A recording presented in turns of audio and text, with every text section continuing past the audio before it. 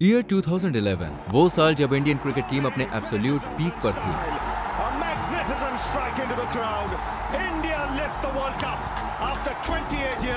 World cup winners and test cricket में number 1 rank team में सचिन तेंदुलकर, राहुल द्रविड़, वीवीएस लक्ष्मण, वीरेंद्र सहवाग, हरभजन सिंह और जहीर खान जैसे लेजेंड्स थे। और ये टीम लगातार दूसरी बार टेस्ट सीरीज जीतने के इरादे से इंग्लैंड पहुंची थी। इंडियन टीम का ये इरादा इसलिए भी पक्का लग रहा था क्योंकि 1996 के बाद इंडिया ने इंग्लैंड से एक भी सीरीज नहीं हारी थी। इंग्लैंड को लगता था कि ग्रीन पिच उनका एडवांटेज बन सकती है, तो 2002 में हेडिंग्ली और 2007 में ट्रेंट ब्रिज में उनकी बुरी हारें ये याद दिलाने के लिए काफी थी कि इंडियन बैटिंग में कितनी क्वालिटी थी। 2007 में इंग्लैंड के अगेंस्ट हिस्टोरिक जीत के बाद से इंडिया ने 15 में से सिर्फ 2 टेस्ट सीरीज हारी थी और पिछले 3 सालों में एक भी नहीं। ये दिखा रहा था कि इंडिया का ऑन फील्ड डोमिनेंस किस लेवल का था। दूसरी तरफ इंग्लैंड भी उस वक्त टेस्ट क्रिकेट में अपनी बेस्ट फॉर्म में थी। मई 2009 के बाद से उन्होंने 8 सीरीज में से 7 जीती थी और एक ड्रॉ रही थी, इसलिए सभी को ये लग रहा था कि शायद ये टेस्ट सीरीज 2005 के लेजेंडरी एशेज के बाद ग्रेटेस्ट टेस्ट सीरीज होने वाली है। लेकिन जो हुआ उसने सबको सरप्राइज करके रख दिया और ये टेस्ट सीरीज क्रिकेट हिस्ट्री की सबसे वन साइडेड सीरीज बन के रह गई। बट आखिर हुआ क्या? कैसे टेस्ट की नंबर 1 टीम ने इंग्लैंड में जाकर इस तरह से सरेंडर कर दिया? Exactly what went wrong for team India on 2011's England tour.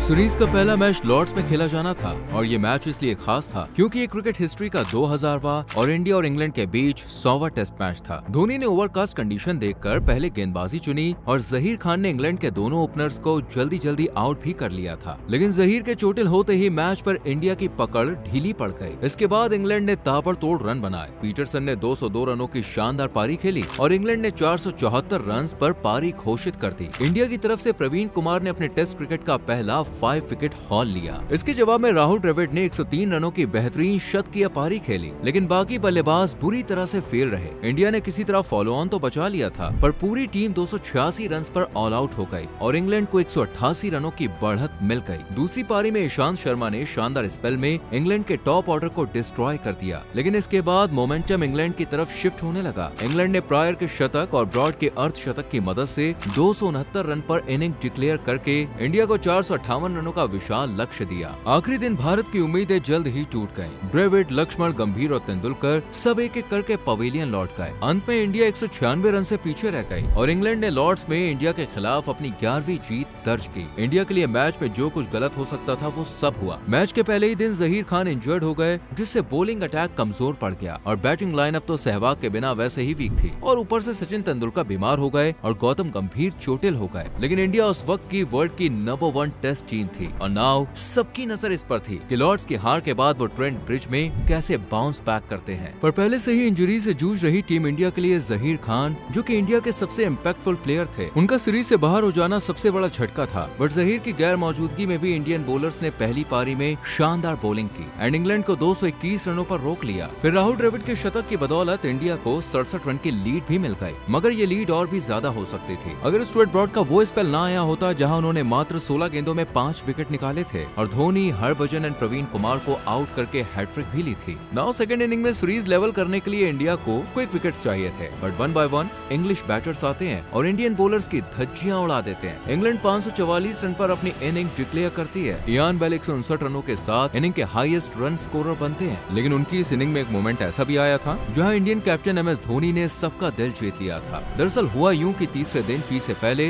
Last ball पर इयान मॉर्गन ने शॉट मारा। प्रवीण कुमार ने बाउंड्री बचाई, लेकिन इयान बेल को लगा कि चौका हो गया, इसलिए वो कैजुअली वॉक करते हुए क्रीज से बाहर आ गए। पीछे से मुकुंद ने बेल्स उड़ा दी और इयान बेल लॉ के हिसाब से आउट थे। लेकिन टी के बाद इयान बेल फिर से बैटिंग करने आते हैं क्योंकि धोनी ने स्पोर्ट्समैन स्पिरिट दिखाते हुए अपील वापस ले ली थी। उस दिन इंडियन टीम की दरिया दिली ने खेल भावना की असली मिसाल पेश की थी। बहरहाल इंडिया को 478 रनों का लक्ष्य मिलता है, लेकिन चौथे दिन ही आधी इंडियन टीम पवेलियन लौट जाती है। सचिन तेंदुलकर ने थोड़ी देर के लिए फाइट जरूर की, लेकिन वो भी एक बार फिर से एंडरसन का शिकार बने और अंत में इंडियन इनिंग सिर्फ 158 रनों पर सिमट गई। इंग्लैंड 319 रनों से मैच जीतकर सीरीज में 2-0 की अनबीटेबल लीड हासिल कर लेती है। इससे पहले कैप्टन धोनी ने कभी भी लगातार 2 टेस्ट मैचेस नहीं हारे थे और न ही इंडिया ने कोई सीरीज हारी थी। लेकिन अब इंग्लैंड न सिर्फ पटौदी ट्रॉफी जीतने की कगार पर थी, बल्कि वो टेस्ट क्रिकेट में नंबर 1 बनने के लिए एक कदम और करीब पहुंच गई थी। नाउ तीसरा टेस्ट एजबेस्टन में खेला जाना था। इस मैच से वीरेंद्र सहवाग वापसी कर रहे थे और उनसे इंडिया को बहुत उम्मीदें थी, लेकिन वो पहली ही बॉल में आउट आउट हो गए और यहाँ से लंच तक इंडिया का स्कोर 75 फॉर 4 हो गया। लेकिन धोनी ने 77 रनों की कप्तानी पारी खेलते हुए इंडिया के स्कोर को जैसे तैसे 224 रन तक पहुंचाया। इसके बाद इंग्लैंड की शुरुआत हुई और क्या धमाकेदार शुरुआत थी। एंड्रयू स्ट्रॉस और एलिस्टर कुक की ओपनिंग साझेदारी 187 रनों की रही, लेकिन असली शो तो कुक ने पेश किया। उन्होंने 294 रन बनाए, 13 घंटे बैटिंग की,